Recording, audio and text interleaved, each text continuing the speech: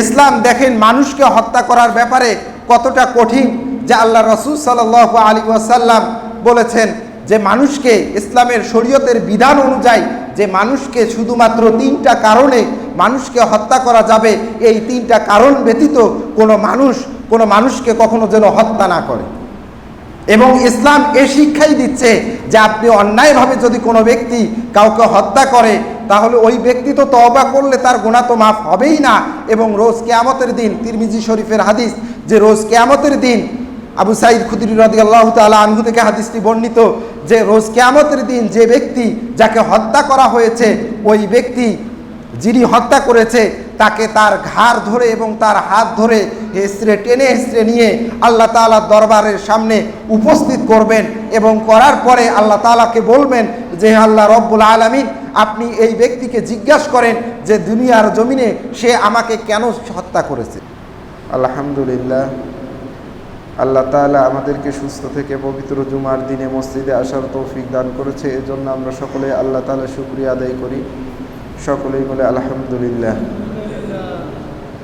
বিশ্বনবী হযরত মুহাম্মদ সাল্লাল্লাহু আলাইহি ওয়াসাল্লামের উম্মত হওয়ার তৌফিক দান করেছে, এজন্য আমরা রাসূলের শানে দরুদ পড়ি, সকলেই বলি সাল্লাল্লাহু আলাইহি ওয়াসাল্লাম। আমরা গত জুমায় হযরত হুসাইন রাদিয়াল্লাহু তাআলা আনহুর ঘটনা বর্ণনা করতেছিলাম। বিস্তারিত বলা হয়তো সম্ভব হয় না, যতটুকু সম্ভব হযরত হুসাইন রাদিয়াল্লাহু তাআলা আনহুর কারবালার ঘটনায় কিভাবে উৎপত্তি হয়েছে বা এর সূচনা কিভাবে হয়েছে এটার উপর একটু আলোকপাত করার চেষ্টা করেছি। এবং হযরত হুসাইন রাদিয়াল্লাহু তাআলা আনহু যখন কারবালার উদ্দেশ্যে রওনা করলেন এবং তিনি 8ই মুহররম যখন তিনি কারবালায় পৌঁছানোর পরে হযরত হুসাইন রাদিয়াল্লাহু তাআলা আনহুকে কুফায় প্রবেশ করার জন্য যখন বাধা দেওয়া হলো, তখন হযরত হুসাইন রাদিয়াল্লাহু তাআলা আনহু সেখানেই অবস্থান করলেন এবং ইয়াজিদের বাহিনী অর্থাৎ শিমার বিন জিলজাওশানি তার বাহিনী নিয়ে যখন হযরত হুসাইন রাদিয়াল্লাহু তাআলা আনহুকে বাধা প্রদান করলো এবং হযরত হুসাইন রাদিয়াল্লাহু তাআলা আনহু সেখানে অবস্থান করলেন এবং 10ই মুহররম সেখানে যুদ্ধের দামামা বাজলো। হযরত হুসাইন রাদিয়াল্লাহু তাআলা আনহু সেখানে একটি জ্বালাময়ী বক্তৃতা দিয়েছিলেন যে তোমরা আমাকে চিঠির মাধ্যমে এখানে নিয়ে এসেছো, অথচ নিয়ে আসার পরে তোমরা আমাকে এমনভাবে আবদ্ধ করেছো যে তোমরা আমাকে ফিরেও যেতে দিচ্ছ না এবং তোমরা আমাকে কুফাও প্রবেশ করতে দিতেছ না। তোমরা চিঠির মাধ্যমে যদি তোমরা আমাকে আহ্বান না করতে, তাহলে আমি এই কুফায় আসতাম না, তাহলে আমি এখানে আসতাম না। তো হযরত হুসাইন রাদিয়াল্লাহু তাআলা আনহুর এই ঘোষণার পরেই শিমার বিন জিলজাওশানির বাহিনীর পক্ষ থেকে সর্বপ্রথম হযরত হুসাইন রাদিয়াল্লাহু তাআলা আনহুর উপর আক্রমণ চালানো হয় এবং হযরত হুসাইন রাদিয়াল্লাহু তাআলা আনহুর উপর সর্বপ্রথম যে ব্যক্তি আক্রমণ করেন তিনি হচ্ছেন মালিক বিন নুসাইর, যে তিনি হযরত হুসাইন রাদিয়াল্লাহু তাআলা আনহুকে সর্বপ্রথম আঘাত করেন। যদিও বা মতামতের ভিত্তিতে বা মতাদর্শের ভিত্তিতে তারা যুদ্ধের ময়দানে উপস্থিত হয়েছে, কিন্তু শিমার বিন জিলজাওশানির বাহিনীর মধ্যে যারা ছিল তারা হযরত হুসাইন রাদিয়াল্লাহু তাআলা আনহুর উপর আক্রমণ করতে ভয় পাচ্ছিল, এ কারণেই যে হযরত হুসাইন রাদিয়াল্লাহু তাআলা আনহু নবীর বংশধর এবং তিনি নবীর পরিবার থেকে, এ কারণেই কেউ আক্রমণ করার সাহস করছিল না। কিন্তু এই হতভাগা মালিক বিন নুসাইর সর্বপ্রথম হযরত হুসাইন রাদিয়াল্লাহু তাআলা আনহুর উপর আক্রমণ করেন এবং তিনি সর্বপ্রথম হযরত হুসাইন রাদিয়াল্লাহু তাআলা আনহুর কাঁধের মধ্যে আঘাত করেন এবং পরবর্তীতে যখন যুদ্ধের তীব্রতা অনেক বেশি হয়ে যায় হযরত হুসাইন রাদিয়াল্লাহু তাআলা আনহুর পক্ষ থেকে জহরের নামাজের জন্য বিরতি চাওয়া হয়, কিন্তু শত্রু বাহিনী থেকে হযরত হুসাইন রাদিয়াল্লাহু তাআলা আনহুর কে জহরের নামাজেরও সুযোগ দেওয়া হচ্ছিল না এবং সেখানে হযরত হুসাইন রাদিয়াল্লাহু তাআলা আনহু সালাতুল খৌফ, হয়তো সালাতুল খৌফের সঙ্গে আমরা অনেকেই পরিচিত নই, যে সালাতুল খৌফ সেটা হযরত হুসাইন রাদিয়াল্লাহু তাআলা আনহু সেখানে আদায় করেন এবং আদায় করার পরে শিমার বিন জিলজাওশানের বাহিনীর পক্ষ থেকে বা শিমার বিন জিলজাওশাইন তিনি ঘোষণা করেন যে এত কিসের অপেক্ষা যে তোমরা হুসাইনকে হত্যা করে নিয়ে আসো। এবং আমাদের সমাজে প্রচলন যে আসলে শিমার বিন জিলজাওশানি হয়তো হযরত হুসাইন রাদিয়াল্লাহু তাআলা আনহুকে হত্যা করেছেন, এটা আমরা সকলেই জানি, কিন্তু এখানে নিয়ে এসেছে আল বিদায়া ওয়ান নিহায়া নিয়ে এসেছে যে আসলে শিমার বিন জিলজাওশানি হয়তো হুকুম দিয়েছেন, তিনি হত্যা করেননি। হযরত হুসাইন রাদিয়াল্লাহু তাআলা আনহুকে হত্যা করেন সিনান বিন আবু আমর নামে এক ব্যক্তি। সিনান বিন আবু আমর নামে এক ব্যক্তি তিনি ঘোড়া থেকে হযরত হুসাইন রাদিয়াল্লাহু তাআলা আনহু কাঁধের মধ্যে বর্ষা নিক্ষেপ করেন এবং যখন হযরত হুসাইন রাদিয়াল্লাহু তাআলা আনহু মাটিতে পড়ে যান তখন তিনি তার ঘোড়া থেকে নেমে হযরত হুসাইন রাদিয়াল্লাহু তাআলা আনহুর গর্দান কেটে নিয়ে শিমার বিন জিলজাওশানের নিকট নিয়ে যান। তো অন্য এক রেয়াতে এসেছে যে আসলে না, যে হযরত অন্য এক বর্ণনায় এসেছে যে শিমার বিন জিলজাওশানি হযরত হুসাইন রাদিয়াল্লাহু তাআলা আনহুকে হত্যা করেন এবং হযরত হুসাইন রাদিয়াল্লাহু তাআলা আনহুর গর্দান কেটে নেওয়ার পরে যখন কুফায় নিয়ে যাওয়া হয় এবং নিয়ে যাওয়ার পরে ইয়াজিদের সামনে যখন উপস্থাপন করা হয় তখন সে তার হাতে ইবনে জিয়াদের দরবারে যখন নিয়ে যাওয়া হয়, ইবনে জিয়াদ তার হাতের লাঠি দ্বারা হযরত হুসাইন রাদিয়াল্লাহু তাআলা আনহুর মুখের মধ্যে লাঠি ঢুকিয়ে দিয়ে সেটা খোঁচাচ্ছিল এবং এটা হযরত আনাস রাদিয়াল্লাহু তাআলা আনহু দেখার পরে তাকে ধমক দিয়ে বলে যে তুমি কাকে এভাবে তুচ্ছ তাচ্ছিল্য করতেছো, তুমি কার মুখে আঘাত করতেছো, তুমি কি জানো যে এই হুসাইন রাদিয়াল্লাহু আনহু, যে এই হুসাইনই হচ্ছে আল্লাহ রাসূল সাল্লাল্লাহু আলাইহি সাল্লামের চেহারার সাথে সবচেয়ে বেশি সাদৃশ্যপূর্ণ। অর্থাৎ আল্লাহ রাসূল সাল্লাল্লাহু আলাইহি সাল্লাম এই হুসাইনের চেহারায় সবচেয়ে বেশি চুম্বন করেছে, আর তুমি সেই হুসাইনের চেহারা নিয়ে তুমি তুচ্ছ তাচ্ছিল্য করতেছো। তো আহলে বাইয়াতের সম্মান এত বেশি ছিল যে আল্লাহ তাআলার নিকট এবং ইমাম হাসান এবং হুসাইনের ব্যাপারে আল্লাহ রাসূল সাল্লাল্লাহু আলাইহি ওয়াসাল্লামের হাদিস যে ওয়াসাইয়্যিদুহুমা শাবাবি আহলিল জান্নাহ ওয়া আবুহুমা খায়রুম মিনহুমা, যে জান্নাতের মধ্যে যুবকদের যারা সর্দার হবে, তারা হচ্ছে যুবকদের যারা নেতা হবে, তারা হচ্ছে এই ইমাম হাসান এবং হুসাইন, এবং তাদের পিতাও তাদের থেকে আরও বেশি সম্মানিত হবে। তো আল্লাহ রাসূল সাল্লাল্লাহু আলাইহি ওয়াসাল্লামের আহলে বাইতের ব্যাপারে যারা কোনো ধরনের খারাপ মন্তব্য পোষণ করবে, আল্লাহ রাসূল সাল্লাল্লাহু আলাইহি ওয়াসাল্লাম তাদের ব্যাপারেও বলেছে যে যারা আল্লাহকে ভালোবাসে তারা যেন আমি নবীকে ভালোবাসে, এবং যারা আমি নবীকে ভালোবাসে তারা যেন আমার আহলে বাইতকে ভালোবাসে। তো এজন্য ইমাম হাসান এবং হুসাইন রাদিয়াল্লাহু তাআলা আনহু বা কারবালার প্রান্তরে যারা শহীদ হয়েছেন তাদের ভালোবাসা প্রকাশ করতে গিয়ে আমাদের সমাজে যারা আমরা হাই হুসাইন করে বা আমরা নিজেদের রক্তগুলো বা নিজেদের শরীরে আঘাত করে নিজেদেরকে ক্ষতবিক্ষত করি, এটা আল্লাহ রাসূল সাল্লাল্লাহু আলাইহি সাল্লামের প্রতি যেমন ভালোবাসা নয়, স্বয়ং আল্লাহ তাআলার দিকেও এটা কোনো ভালোবাসা নয়, এবং ইমাম হাসান এবং হুসাইনের প্রতিও আমাদের এটা ভালোবাসার প্রকাশ নয়। তাদের প্রতি আমাদের ভালোবাসার প্রকাশ হচ্ছে যে আমরা তাদের জন্য দোয়া করব এবং তারা যে উদ্দেশ্যে নিজেদেরকে আল্লাহর রাস্তায় বিলিয়ে দিয়েছে সেই আল্লাহর হুকুমকে আল্লাহর জমিনে বাস্তবায়ন করার ব্যাপারে আমরা চেষ্টা করব। হযরত হুসাইন রাদিয়াল্লাহু তাআলা আনহু কুফায় গেলেন এবং শহীদ হলেন, এটা শুধুমাত্র নিছক একটা ঘটনা নয়, এখানে হযরত হুসাইন রাদিয়াল্লাহু তাআলা আনহু মুসলিম জাতিকে একটা শিক্ষা দিয়ে গিয়েছেন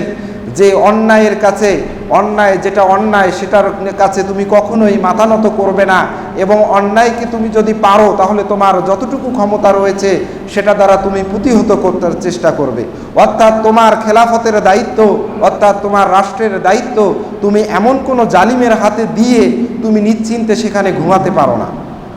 অর্থাৎ তোমার যে অধিকার রয়েছে রাষ্ট্রে থাকার ক্ষেত্রে, তোমার রাষ্ট্রের অধিকার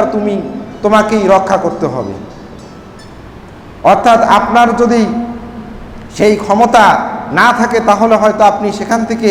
বিরত থাকবেন, কিন্তু সেটাকে মেনে নেওয়া আপনার জন্য কর্তব্য নয়। অর্থাৎ ইয়াজিদ যখন ক্ষমতায় এসেছে, ক্ষমতায় আসার পরে হযরত হুসাইন রাদিয়াল্লাহু তাআলা আনহু দেখলেন যে ইয়াজিদের হাতে বায়াত গ্রহণ করার ব্যাপারে অনেকেই দ্বিমত পোষণ করেছে, যেটা আমরা গত জুমায় বলেছি যে ইমাম হুসাইন রাদিয়াল্লাহু তাআলা আনহুর নিকট কুফা থেকে বারবার চিঠি আসতেছিল যে আপনি এখানে না আসলে এমন একজন ব্যক্তির কাছে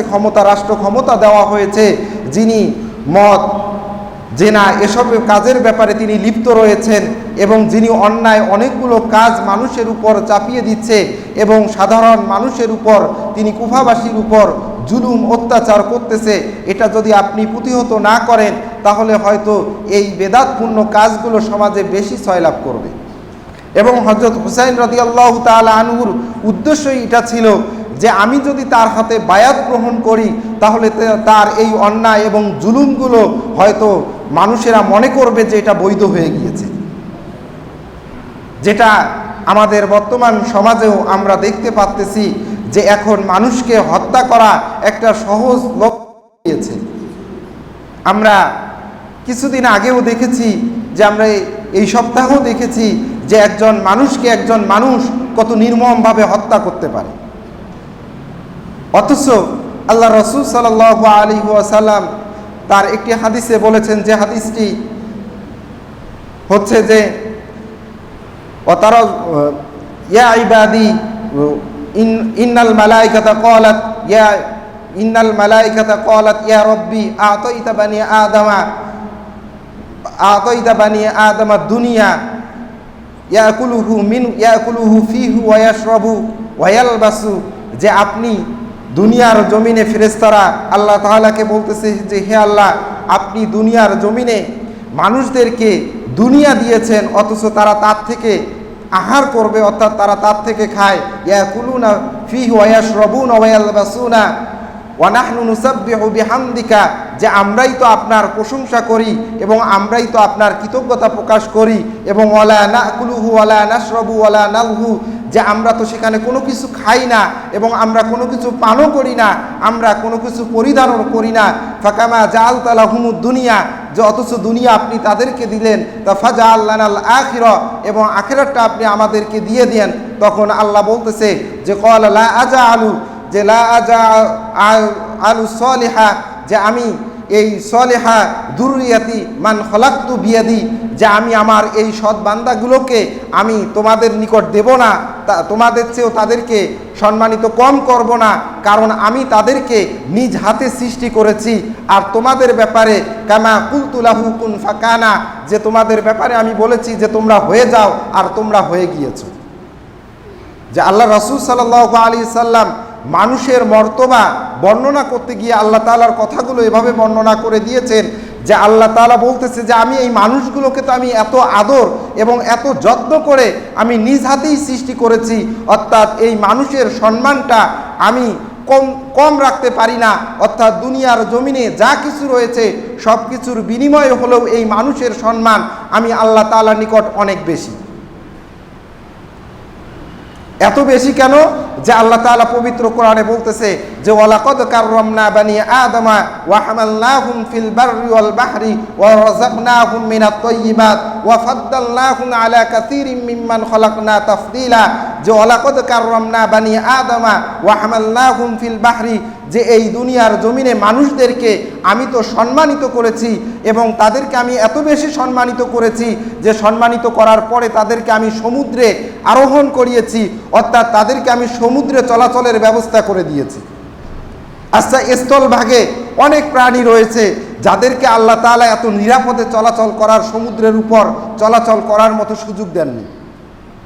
কিন্তু আল্লাহ তাআলা মানুষকে দিয়েছেন এবং বলেছেন আমি তোমাদেরকে রিজিক দিয়েছি এবং এমন রিজিক দিয়েছি, রাযাকনাহুম মিনাত তাইয়্যিবাত, সবচেয়ে উত্তম রিজিকগুলো আমি মানুষকে দিয়েছি। অর্থাৎ দুনিয়ার জমিনে যত খাবার রয়েছে সেই খাবারের মধ্যে সবচেয়ে যে ভালো খাবারগুলো, সেই খাবারগুলো আমি মানুষের জন্য নির্ধারণ করে দিয়েছি। ওয়াফাদ্দালনাহুম আলা কাসীরিম মিম্মান খলাকনা তাফদীলা, এবং দুনিয়ার জমিনে আমি আল্লাহ যত কিছু সৃষ্টি করেছি সকল সৃষ্টির উপরে আমি এই মানুষকে সম্মানিত করেছি।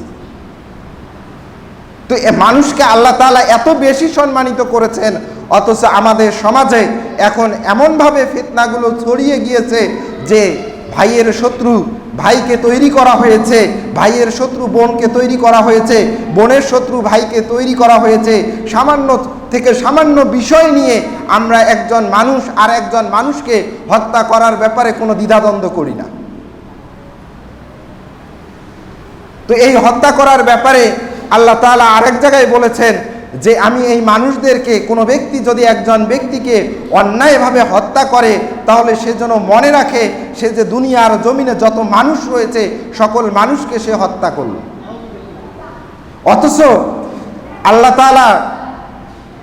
যে বিষয়গুলো ব্যাপারে সতর্ক করে দিয়েছেন, কবিরা গুনার সংজ্ঞা দিতে গিয়ে আমি বলেছিলাম যে আল্লাহ তাআলা যে বিষয়গুলোর ব্যাপারে সরাসরি ওয়াইদ অর্থাৎ সরাসরি ধমক দিয়ে বলেছেন, অথবা কোরআন হাদিসে আল্লাহ রাসূল সাল্লাল্লাহু আলাইহি ওয়াসাল্লাম যে গুনার ব্যাপারে সরাসরি ধমক দিয়ে বলেছেন যে এটার শাস্তি এটা হতে পারে, যে এটার শাস্তি এটা নির্ধারণ করা হয়েছে, সেই কাজগুলো যদি কোনো ব্যক্তি করে তাহলে সে ব্যক্তি কবিরা গুনায় লিপ্ত হয়েছে। তিরমিজি শরীফের একটি হাদিস এসেছে, সেই হাদিসে বলা হয়েছে যে কোনো ব্যক্তি যদি কোনো মানুষকে অন্যায়ভাবে হত্যা করে, হত্যা করার পরে সে যদি আল্লাহ তাআলার নিকট তওবা করে তাহলে তার সকল গুনাহ আল্লাহ তাআলা মাফ করে দিবেন। কিন্তু একজন ব্যক্তিকে হত্যা করার কারণে, অর্থাৎ একজন মুমিনকে হত্যা করার কারণে আল্লাহ তাআলা তার এই তওবাকে কবুল করবেন না এবং আল্লাহ তাআলা তাকে মাফ করবেন না। তাহলে আল্লাহ তাআলার নিকট এই মানুষ কত প্রিয়, এবং আল্লাহ তাআলা আসমান এবং জমিনকে,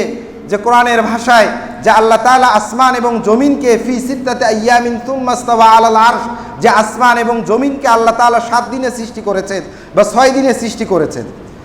ফি সিত্তাতি আইয়ামিন, যে আল্লাহ তাআলা 6 দিনে সৃষ্টি করেছেন, এবং বলা হয় যে 6 দিনের সর্বশেষ দিন আল্লাহ তাআলা মানুষকে সৃষ্টি করেছেন। মুফাসসিরিনগণ নিয়ে এসেছেন যে আসর থেকে মাগরিব এই দীর্ঘ সময়টাই আল্লাহ তাআলা মানুষের চেহারাকে সৃষ্টি করেছেন। অর্থাৎ এই আল্লাহ রাসূল সাল্লাল্লাহু আলাইহি সাল্লামের যে হাদিসটি আমি উল্লেখ করেছি, যে হাদিসে আল্লাহ রাসূল সাল্লাল্লাহু আলাইহি ওয়াসাল্লাম বলেছেন ফাকামা কুলতু লাহু কুন ফাকানা, যে বিষয়টাকে আমি বলেছি যে তুমি হও আর সেটা হয়ে গিয়েছে, সেটার চেয়ে আমি মানুষকে কম সম্মানিত করব না। অর্থাৎ যেটাকে আমি বলেছি হও সেটা হয়ে গিয়েছে, অর্থাৎ তার চেয়ে আমি মানুষকেই বেশি সম্মানিত করব। এই হাদিসের এই জায়গা থেকেও এটা স্পষ্ট হয়ে যায় যে আল্লাহ তাআলা মানুষকে একটা দীর্ঘ সময় নিয়ে আল্লাহ তাআলা সৃষ্টি করেছেন। এজন্যই আল্লাহ তাআলা মানুষকে সৃষ্টি করার ব্যাপারে ফেরেশতাদের সঙ্গেও সরাসরি কথা বলেছেন যে ইন্নী জাইলুন ফিল আরদি খলিফা, যে আমি দুনিয়ার জমিনে খলিফা নিযুক্ত করতে চাচ্ছি, অর্থাৎ আমি খলিফা প্রেরণ করব। এটা শুধু আল্লাহ তাআলা মানুষের ক্ষেত্রে বলেছেন, অন্য কারো ক্ষেত্রে আল্লাহ তাআলা এই ভাষা ব্যবহার করেননি। অথচ আমাদের সমাজে সেই মানুষকে হত্যা করার ব্যাপারে আমরা সামান্যটুকুও চিন্তা করি না, অন্যায়ভাবে একজনকে হত্যা করতেছি। অথচ ইসলামে এটাকে কঠোরভাবে নিষেধ করা হয়েছে। যে আল্লাহ রাসূল সাল্লাল্লাহু আলাইহি ওয়াসাল্লামের হাদিস, আকবারুল কাবাইরি আল ইশরাকু বিল্লাহ, যে দুনিয়ার জমিনে সবচেয়ে বড় গুনাহ হচ্ছে আল্লাহ তাআলার সাথে কোনো কিছুকে শিরিক করা। আকবারুল কাবাইরি আল ইশরাকু বিল্লাহি, তারপরেই দ্বিতীয় নম্বরে বলা হয়েছে ওয়া কতলুন নাফসি ওয়া হুকুকুল ওয়ালিদাইন, 2 নম্বরে বলা হয়েছে যে কতলুন নাফসি, কোনো মানুষকে হত্যা করা, এবং 3 নম্বরে বলা হয়েছে হুকুকুল ওয়ালিদাইন, পিতামাতার অবাধ্য হওয়া। অর্থাৎ কোনো সন্তান যদি পিতামাতার অবাধ্য হয়ে যায় তাহলে মনে রাখবেন যে সেই সন্তানও কবিরা গুনার মধ্যে লিপ্ত হয়ে রয়েছে। ওয়াকাউলুজ জুর, এবং 4 নম্বরে বলা হয়েছে যে ওয়াকাউলুজ জুর, অথবা বলা হয়েছে হাদিসে যে আও শাহাদাতুজ জুর, হয় মিথ্যা কথা বলা নয়তো মিথ্যা সাক্ষ্য দেওয়া। কেন আল্লাহ তাআলা এই বিষয়গুলোকে কবিরা গুনাহ হিসাবে উল্লেখ করেছেন? এটার উদ্দেশ্যই হচ্ছে যে দুনিয়ার জমিনে আমি আল্লাহ তাআলা তোমাকে প্রেরণ করলাম, আমি তোমাকে সৃষ্টি করলাম, আমি যা কিছু করি আমি তোমাকে রিজিক দেই, আমি তোমাকে খাবার দেই, আর তুমি বান্দা দুনিয়ার জমিনে গিয়ে তুমি আমার সমকক্ষ কাউকে মনে করবে, এটা তোমার জন্য অন্যায়। আর তুমি যদি এ ধরনের কাজ করে থাকো তাহলে তুমি কবিরা গুনাহে লিপ্ত থাকলে। এবং দ্বিতীয় প্রকারে গিয়ে আল্লাহ তাআলা কতলুন নাফসের কথা বলছেন। এ কারণেই বলছেন যে দুনিয়ার জমিনে যত ফিতনা তৈরি হবে এই ফিতনাগুলো মানুষ হত্যার মাধ্যমেই হবে। এবং সেটা এ কারণেই হয়েছে যে কাবিল যখন তার ভাই হাবিলকে হত্যা করেছে, এটাই ছিল দুনিয়ার জমিনে সর্বপ্রথম হত্যার কোনো ঘটনা। এবং সেখান থেকেই হত্যার যে প্রচলনটা চলে এসেছে এবং মানুষ মানুষকে হত্যা করার মতো দুঃসাহস দেখিয়েছে। এবং পিতামাতার কথাটাও এ কারণেই বলা হয়েছে এই হাদিসে যে একজন পিতা তোমাকে এত কষ্ট করে, পিতামাতা তোমাকে, তোমার মা তোমাকে এত কষ্ট করে দুনিয়ার জমিনে নিয়ে আসলো, যখন তুমি ছোট ছিলে, তুমি যখন কিছুই বুঝতে না, সেই মা তোমাকে রাত্রে জাগরণ করে তোমাকে দুধ খাইয়েছে, তোমার ঠান্ডা লাগলে সারা রাত বসেছিল, তোমার মা তোমার একটু কষ্ট হলেই তোমার জন্য রাত্রি জেগে থাকতো, তোমার বাবা তো এত কষ্ট করে ইনকাম করে তোমাকে খাওয়াচ্ছে, তুমি বড় হয়ে যখন বুঝতে শিখলে তখন তুমি তোমার সেই পিতামাতার সাথে নাফরমানি করলে, এই নাফরমানিটা আল্লাহ তাআলার নিকট সহ্য হয়নি, এজন্য আকবারুল কাবাইরের মধ্যে আল্লাহ তাআলা এটাকেও অন্তর্ভুক্ত করে দিয়েছেন। এবং আমাদের সমাজে যে গুনাহগুলো হয় এবং আমরা যে অন্যায় করার সাহস পাই এবং আমরা যে সহজে অন্যায় করে সেটা থেকে নিস্তার পেয়ে যাই, সেটা হচ্ছে আমরা আমাদের মিথ্যা কথা বলার দ্বারা। একজন ব্যক্তি একটা অন্যায় করেছে, আপনি তাকে গিয়ে যদি বলেন তাহলে দেখবেন সে যদি মিথ্যা কথা বলে, এখন আরেকজন ব্যক্তি সত্য কথা বলতেছে, যখন এই সত্য এবং মিথ্যার দ্বিধাদ্বন্দ্ব তৈরি হয়ে যায়, অনেক ক্ষেত্রেই দেখা যায় যে এই মিথ্যা কথার বলার কারণে সে অন্যায় করার পরেও সেটা থেকে নিস্তার পেয়ে যায়। তো এজন্য আমরা মিথ্যা কথাগুলো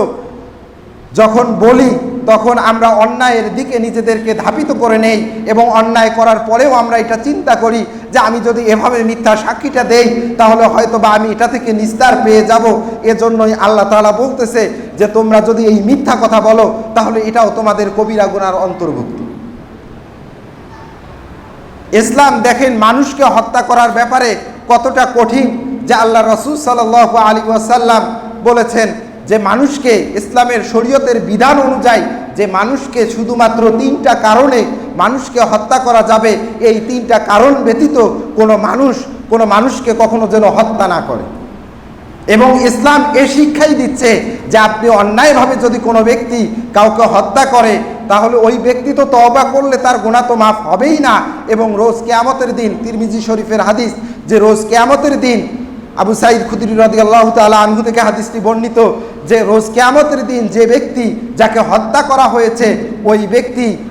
যিনি হত্যা করেছে তাকে তার ঘাড় ধরে এবং তার হাত ধরে টেনে হেঁচড়ে নিয়ে আল্লাহ তাআলার দরবারের সামনে উপস্থিত করবেন এবং করার পরে আল্লাহ তাআলাকে বলবেন যে আল্লাহ রব্বুল আলামিন, আপনি এই ব্যক্তিকে জিজ্ঞাসা করেন যে দুনিয়ার জমিনে সে আমাকে কেন হত্যা করেছে। তো মানুষ হত্যার ব্যাপারে আল্লাহ তাআলার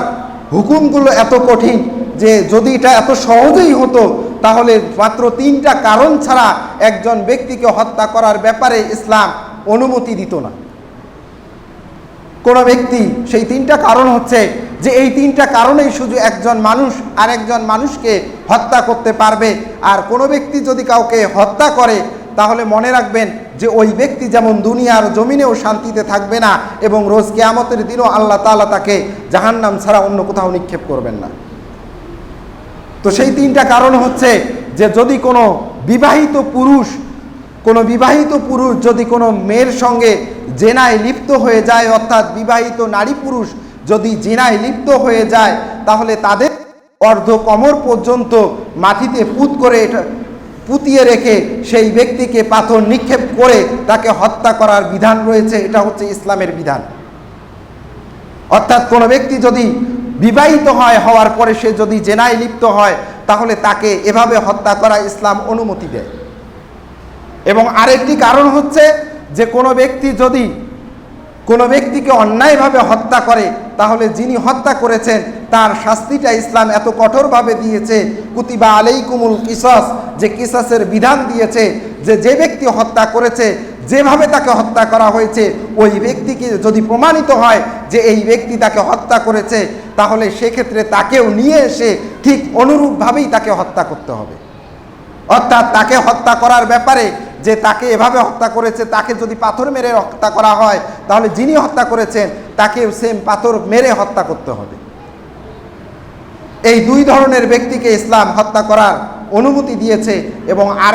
আরেক শ্রেণীর লোক রয়েছে যাদেরকে ইসলাম হত্যা করার ব্যাপারে অনুমতি দিয়েছে। সেটা হচ্ছে কেউ যদি ইসলামে থাকে এবং থাকার পরে সে ইসলাম থেকে মোরতাদ হয়ে যায়, তাহলে তাকে ইসলাম হত্যা করার ব্যাপারে অনুমতি দিয়ে থাকছে। তো এজন্য ইসলামের বিধানগুলো আমরা যেন আমাদের নিজেদের মাঝে বাস্তবায়ন করতে পারি, এবং মানুষকে সামান্য কথায় আঘাত করা এবং হত্যা করার ব্যাপার থেকে আমরা যেন সকলেই বিরত থাকি। আল্লাহ তাআলা আমাদের সকলকে দ্বীনের সহিহ বুঝা তৌফিক দান করুক। ওয়া আখির দাওয়ানা আলহামদুলিল্লাহি রাব্বিল আলামিন। যারা সুন্নত পড়ি নাই তারা সুন্নত পড়ে